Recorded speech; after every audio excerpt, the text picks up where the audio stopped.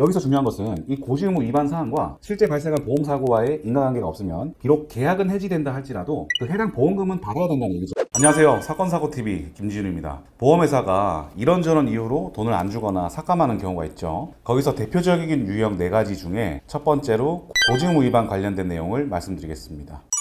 보험계약은 정보 비대칭성이 있는데요. 보험회사 입장에서는 개개인의 상황을 전부 다 알 수가 없습니다. 그래서 예를 들어서 내가 고혈압이 있다, 당뇨가 있다, 또는 암 진단을 받았었다, 이런 사실을 보험회사에 숨기고 보험을 가입할 수도 있다는 거죠. 그런데 만약에 이렇게 사실을 숨긴 상태에서 보험계약이 체결되었는데 기존에 있던 질병이 보상이 된다? 그러면 누가 미리 보험 가입해 놓겠습니까? 다 다치고 병들고 나면 그 뒤에 보험 가입하겠죠. 그러면은 보험의 원칙인 수지상등의 원칙이나 급부반대급부의 원칙이 무너지게 됩니다. 그러면은 보험료가 엄청나게 올라가게 될 것이고 선량한 보험 계약자들한테 피해를 주게 되는 것인데요. 그와 관련해서 우리나라 상법에는 보험계약에서 고지의무 위반했을 때 보험사가 행사할 수 있는 계약 해지권이 있습니다. 여기서 고지의무라는 것은 보험계약을 할 당시에 우리가 중요한 내용을 보험회사에 알려야 된다, 이런 내용이고요. 우리가 보험계약할 때 청약서를 쓰지 않습니까? 그때 보통 질문표 형태로 최근 3개월 내에, 최근 1년 내에, 최근 5년 내에 진찰을 받아본 적이 있습니까? 투약한 적이 있습니까? 이렇게 물어보는 거 있죠. 이렇게 물어보는 형식으로 고지의무를 이행할 수 있도록 하고 있는데요. 여기서 이렇게 기존 질병뿐만 아니라 여성의 경우에는 임신 중인지, 그리고 스쿠버 다이빙이나 행글라이딩, 스카이 다이빙처럼 위험한 취미 활동을 하는지, 그리고 기존 장애가 있는지, 그리고 차량을 운전하는지, 그리고 이륜차, 오토바이는 타는지, 키랑 몸무게가 얼마인지, 평소 술을 얼마나 마시고 담배는 얼마나 피우는지, 이런 것들을 물어보게 됩니다.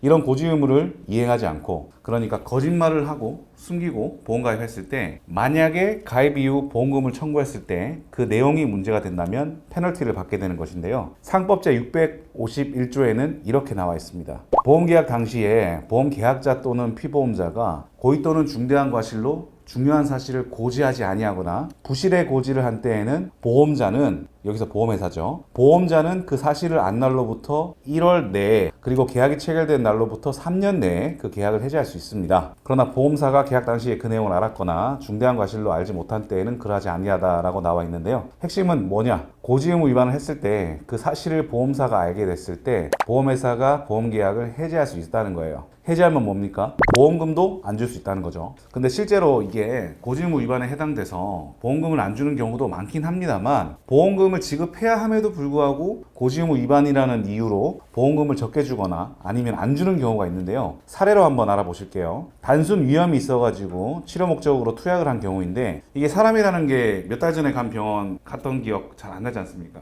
그렇게 해서 이제 그 사실을 알리지 않고 깜빡하고 보험 계약을 한 거예요. 청약서상 계약 전 알릴 의무에다가 체크를 안 한 거죠. 그런데 이 사람이 계약 체결 이후에 2년 뒤에 위암 진단을 받은 겁니다. 그랬는데 보험회사에서는 이 위험을 고지하지 않았다는 이유로 위암에 대한 진단비라든지 이런 실비 치료비를 전액 지급하지 않고 계약도 해지한 것이죠. 하지만 이 사건의 경우에는 이 위험으로 인한 치료, 고지의무 위반한 내용과 위암과의 인과관계가 없다는 것을 입증을 해서 실제로 이 위암에 대한 진단비라든지 이런 실비, 이런 것들을 전부 받을 수 있었던 사건이 있었고요. 물론 계약 해지는 명백한 고지의무 위반이 있었으니까 취소할 수 없었지만 아무튼 보험금은 지급받았습니다. 여기서 중요한 것은 이 고지의무 위반 사항과 실제 발생한 보험사고와의 인과관계가 없으면 비록 계약은 해지된다 할지라도 그 해당 보험금은 받아야 된다는 얘기죠. 그런데 보험사에서는 계약을 해지하고 인과관계 또한 있으니까 보험금도 지급하지 않겠다, 이렇게 해서 우리 소비자들의 보험금을 뺏어가는 경우가 분명히 있다는 거죠. 그래서 만약에 이 영상을 시청하시는 시청자분들 중에 고지의무 위반을 토대로 계약을 해지당하시고 그리고 보험금도 못 받은 경우가 있으시다,